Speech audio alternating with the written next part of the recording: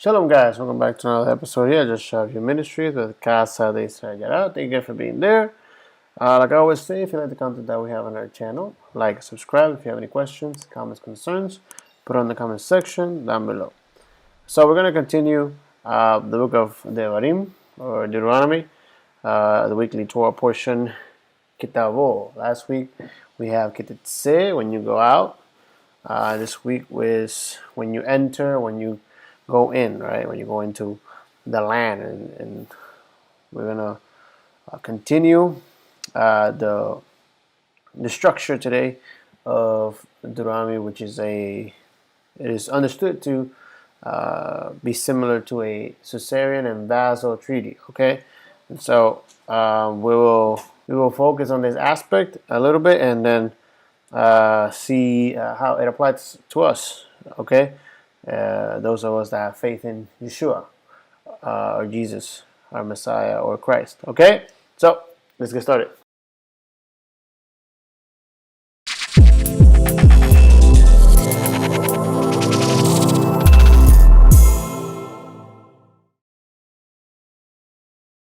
So, like I said, this week's Torah portion is Kitavo. You enter.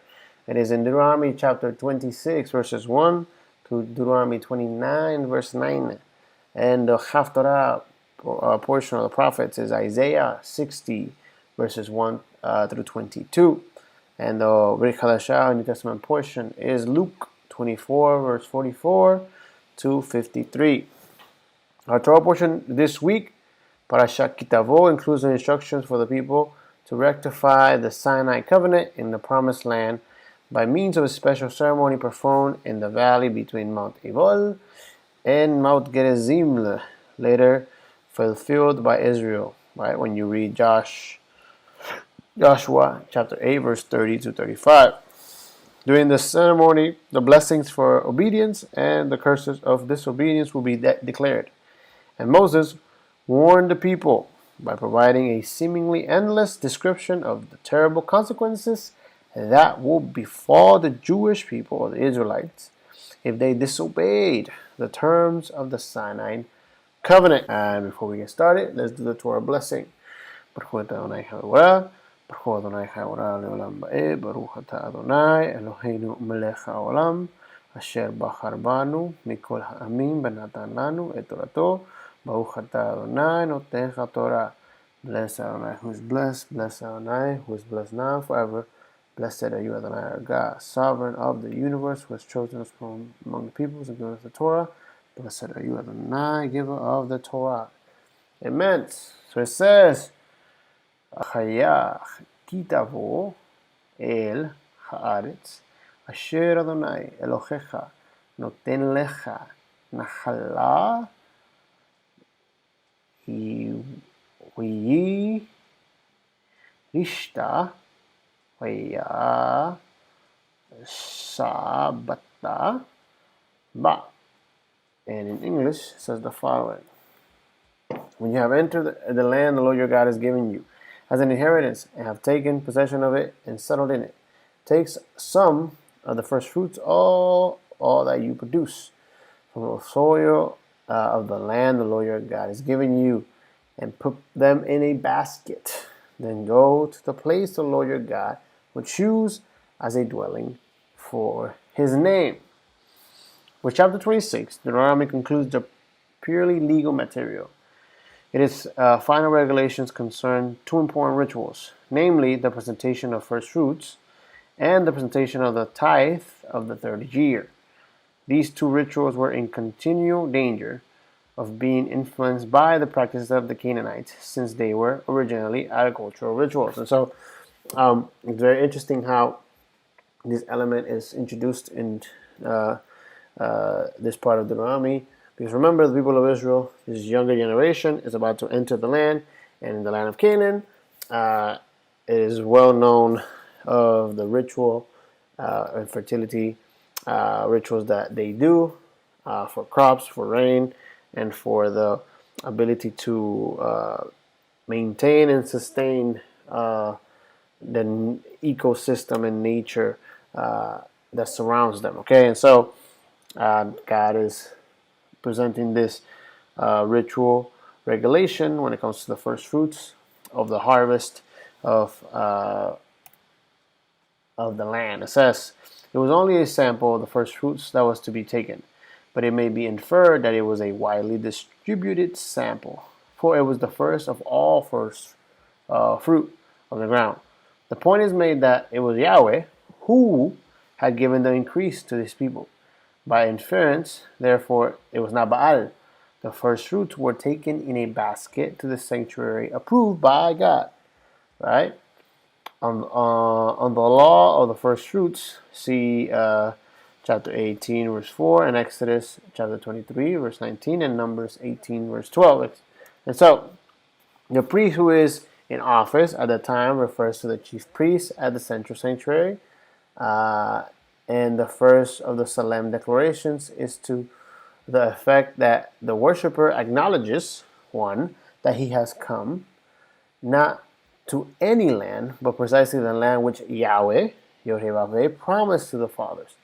And it was an acknowledgement that the divine promise had been fulfilled, right? Each succeeding generation will take up the affirmation anew and identify itself with those first arrivals, for whom the wonder of the divine faithfulness was so overwhelming. The people of Israel were thus to make continual thankful acknowledgments to Yahweh for his goodness by offering their first fruits. And so this action, this ritual, was to be perpetuated through generations. These values were to be carried through each generation, because as these values were carried through each generation, God's faithfulness and God's promise would be continually upheld by his creation, right? And in this case, the people of Israel are given this example and this ritual so that they can learn to transition from not recognizing nature for its sustenance, but God for creating creation, right? And giving them the ability to have rain, to have crops, to have sun, right? And so to have all these properties that work on and in favor of the people in the land that God chose to put his name there, right? And the only reason why the land produces and is fruitful and it multiplies is because he's there and he's with them and he's leading them. And so the way that they will manifest this faith when it came to the crops and what the land would yield is them bringing these first fruits in recognition that, hey, the land has given me these first fruits, and the reason why I have these first fruits is because my father was a wandering Aramean, right? And it is an acknowledging the beginnings of the generations that got them to this moment, right? Because the reason why they were redeemed from Egypt is because God remembered the promise he did to Abraham, Isaac, and Jacob, right? And so that alone, right, the faith and the faithfulness of Abraham, Isaac, and Jacob was able to give access for Israel's redemption. Okay? It says, verse 12 through 15, right after the ritual, the priest, the affirmation, after the offering, the first fruits is given, then the following continues. It says, when you have finished setting aside a tenth of all your produce in the third year, the year of the tithe, you shall give it to the Levite, the foreigner, and the fatherless, and the widow, so that they may eat in your towns and be satisfied. Then say to the Lord your God, I have removed from my house this sacred portion and have given it to the Levite, the foreigner, and the fatherless, and the widow, according to all you commanded. I have not turned aside from your commands, nor have I forgotten any of them. I have not eaten any of the sacred portions while I was in mourning, nor have I removed any of it while I was unclean, nor have I offered any of it to the dead. I have obeyed the Lord my God, and I have done everything you commanded me. Look down from heaven, your holy dwelling place, and bless your people Israel, and the land you have given us as you promised on oath to our ancestors, and land flowing with milk and honey. Right? And so this is the protocol of recognition, understanding that, hey, the land has yielded its first fruits, not because of me, but because of my faith in you, Father. And now, because I have faith in you, Father, this portion I will separate for the Levite, which ministers on my behalf and is in the presence of God consistently, so I can have a mediator. And now I also maintain my community and my people, the fatherless, the widow, the foreigner, right? And I sustain that, and I become an extension of my Father in heaven, because He has provided fruits from the land, and now I give back, I give forward the fruits that God has given me to others that need it. Okay?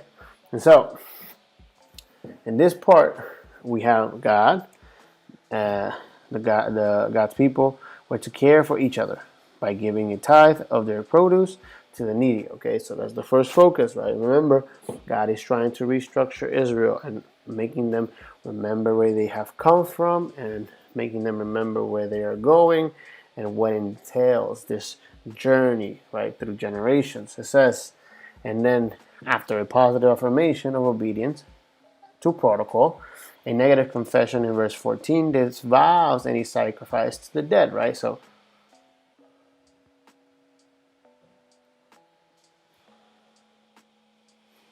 any negative confession in verse 14 disavows any sacrifice to the dead, which is a separation from what they will be encountering in the land and in future situations when it comes to rituals to the cult and to the resurrected.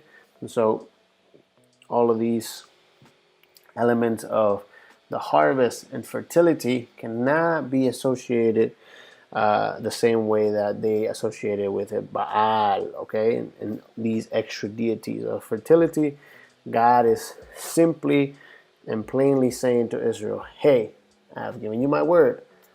And in my word, I told you I am the creator of creation, right? And the way I created all of this that you see is through my word, right? Through my spirit and my word, right? And if you hold fast to my word, right, that has my spirit, then what I have created with my word and my spirit will hold itself to you, and it will become a witness to you, right? And if you accept this covenant, this vaso-suzerain treaty, then what I have created with my word and my spirit, as you obey my word, which carries my spirit, creation will manifest in your favor in the land. Why so specific? Because this location is becoming now the new representation of the Garden of Eden, right? There was a garden in Eden, right? So now Israel is supposed to go into the land and turn the land of Israel into the garden, which is called to be a spread, right? The garden is supposed to be spread through Eden. And so that's the goal. Deuteronomy 26, verse 16 to 19 say, the Lord your God commands you this day to follow these decrees and laws carefully, observe them with all your heart, with all your soul. You have declared this day that the Lord your God, and that you will walk in obedience to Him, that you will keep His decrees, commands, laws, that you will listen to Him, and that the Lord has declared this day that you are His people, His treasured possession, as He promised, and that you are to keep all His commands. He has declared that He will set you in praise, fame, and honor high above all the nations He has made, and that you will be a people holy to the Lord your God, as He promised. The central act in the ceremony of the covenant ratification, which is what's happening, was the oath of alliance, which the vassal took to his Lord in response to the declaration of covenant stipulations and sanctions, right? So God is giving the stipulations and the sanctions, and now Israel took such an oath after reading the book of the covenant in Mount Sinai, right? When they said we will do as the Lord commands. And now Israel must do the same in the plains of Moab, as is reflected in the verses in chapter 29, verse 10 through 15. It says, the Lord demands covenantal consecration, right?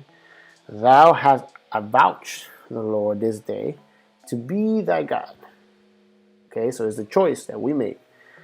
Israel vows that they submit to Yahweh as their God to be obeyed, according to all his holy will.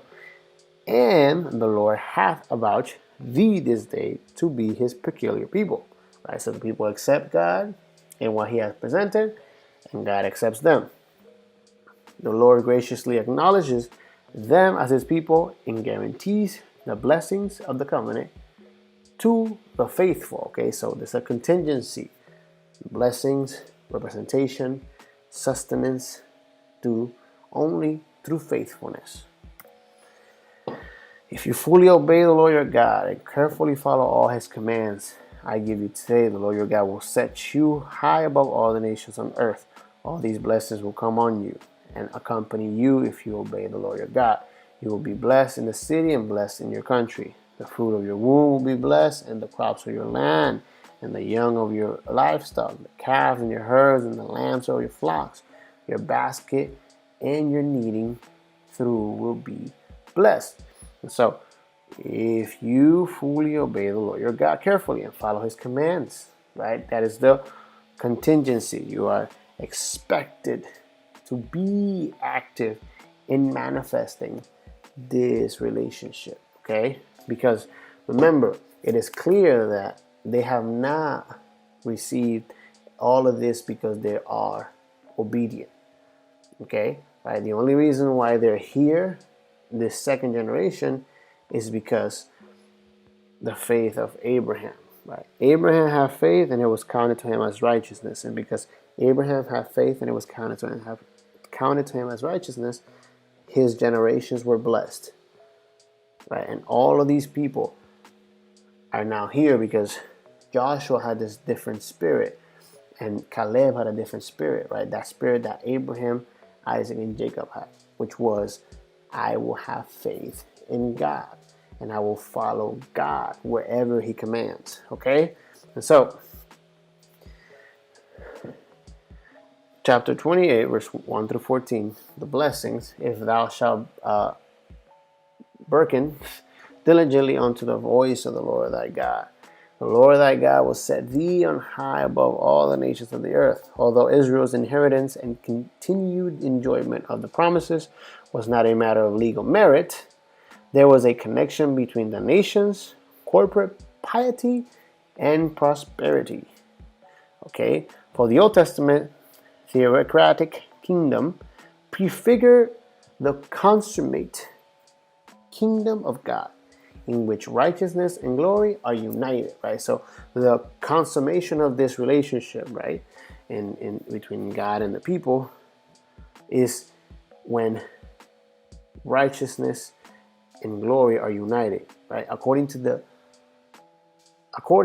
to keep the typical prophetic picture clear, God allowed the Israelites to enjoy blessings of the typical kingdom only as they, and especially their official representatives, exhibited appropriate measure of the righteousness of the kingdom, right? And the measure of righteousness is in God's word. Remember, righteousness you shall pursue. Since any righteousness that Israel possessed was a gift of grace, okay, from the God of their salvation. The principle which informs Deuteronomy 28 has no affinities with a religion of works of salvation. Okay? Now, Matthew chapter 5, verse 17 and 20. Do not think I have come to abolish the law or the prophets. I have not come to abolish them, but to fulfill them. For truly I tell you, until heaven and earth disappear, not the smallest letter, not the least stroke of a pen will by any means disappear from the law until everything is accomplished. Therefore, anyone who sets aside one of the least of these commands and teaches the others accordingly will be called least in the kingdom of heaven. But whoever practices and teaches these commands will be called greater in the kingdom of heaven. For I tell you that unless your righteousness surpasses that of the Pharisees and the teachers of the law, you will certainly not enter the kingdom of heaven. Now, Yeshua here is very direct, right? He's saying emphatically what we read in Deuteronomy, what we have understood to be the core foundation of Israel's faith. And this is the core foundation of Israel's faith in Jesus' time, right? Because I always ask the question, what books does Jesus and the people of Jesus' time study, right? Because they're not studying the New Testament because they don't have it, right? So they're not studying Christianity or Catholicism because none of those things exist in Jesus' time, right? So what is Jesus' core value, foundation, right? What is driving Yeshua, Jesus' words and teachings, right? So think of that, because if you believe in Jesus, you have to believe in his core values, which are completely intertwined with what is called the Torah, the prophets, okay? And that is key to understanding what Jesus and Yeshua are trying to say, right? So here he's saying the Torah, the foundation that we have in our times, in our lifetime, you cannot remove it and you cannot minimize it because it is the core foundation of our faith. But Yeshua, Jesus, is coming to bring a balance, okay? But he's saying the word, the Torah, is intrinsically important. And it's so important that there's not even a word or a letter that will pass away. Heaven and earth will pass, but his word, God's word, will not pass. Okay, and Yeshua is being emphatic that his Father's word will not pass. It says, if you love me, keep my commands, and I will ask the Father, and he will give you another advocate to help you and be with you forever. The Spirit of truth. The world cannot accept him because it neither sees him nor knows him.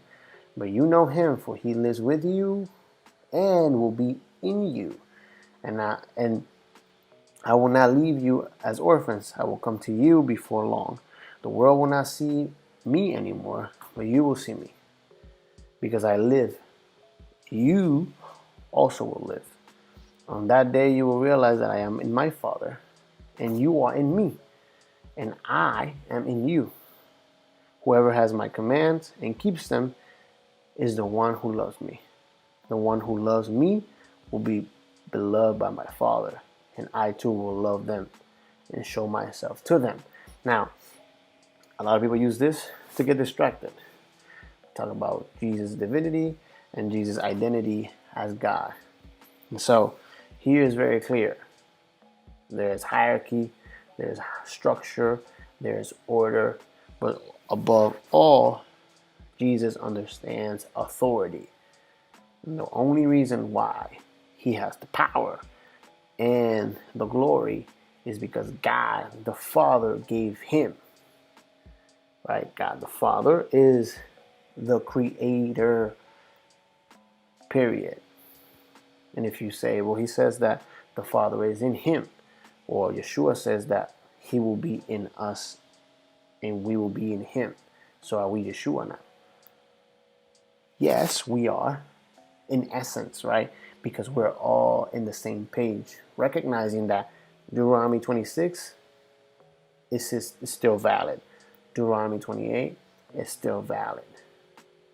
We all understand that God's commands are valid, and God's word and authority is valid, and God's righteousness is valid today.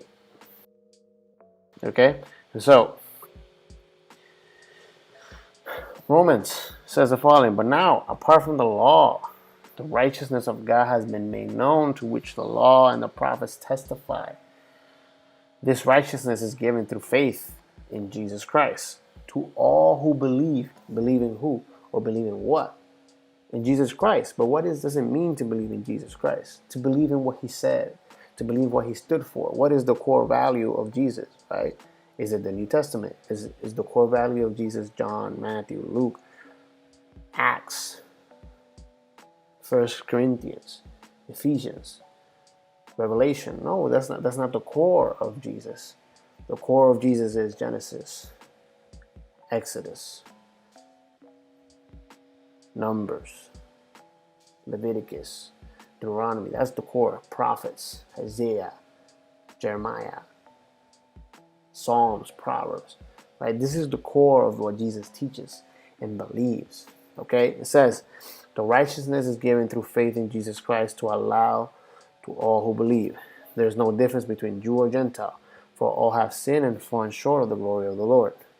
And all are justified freely by his grace through the redemption that came by Christ Jesus. And this is exactly what we understand is happening in Deuteronomy. Deuteronomy is saying that all of these people have sinned. The only reason why the people of Israel are in the promised land, or about to enter the promised land, is not because they were obedient and perfectly righteous. It's because Abraham had faith and it was counted to him as righteousness. So because it was counted to Abraham as righteousness, the people of Israel have access to the land. The same thing is happening here. Because Yeshua believed and have faith, now it is counted to us as righteousness.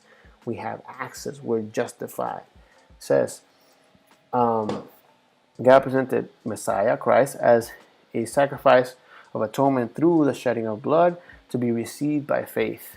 He did this to demonstrate his righteousness, because in his forbearance he had left the sins committed beforehand unpunished. He did it to demonstrate his righteousness at the present time, so as to be just, and the one who justifies those who have faith in Jesus, or Yeshua. Where then is boasting? It is excluded because of what? Of what law? The law that requires works? No, because of the law that requires faith. For we maintain a person is justified by faith apart from the works of the law. Or is God the God of the Jews only? Is he not the God of the Gentiles too?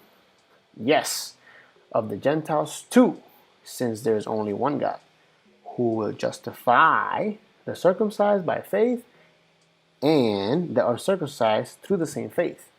Justification. Not salvation, justification. Do we then nullify the law by his faith? Not at all. Rather, we uphold the law. And this is what's happening in Deuteronomy. He's saying, you guys are not justified by your actions. You're justified by the faith of Abraham. Abraham's faith has given you access to this land because he believed and it was counted to him as righteousness. And I promised him that you will be in this moment. So, because of him, you're justified to enter this land. Now, for you to enter this land and receive the property and the prosperity, you have to obey. Not just because you're justified, you can do whatever you want in this land. Not because you're justified by Yeshua, you can do whatever you want in this kingdom. Because by faith, we're justified. But in our obedience, there is blessings. So, we're called to recognize that God is the God of Jews and believers. We're Gentiles, but now we're not Gentiles no more. Because we have law. We have a structure. We have a kingdom. And the kingdom is not just some random, arbitrary thing. No, the kingdom has a structure. And is in Deuteronomy. It is in Exodus. It is in Leviticus, Numbers, and Genesis. Jehovah is the creator. Through Abraham's faith, we have received the covenant at Mount Sinai. And we have received the priesthood, the house, the temple, and the access, the Messiah, the King, Yeshua. So, that's all I got for this week. When you enter this kingdom, Recognize Adonai. Give him your first fruits and obey. Because if you obey, blessings will come. But if you don't, curses. So, have a great week. Shavua Tov and Shabbat Shalom.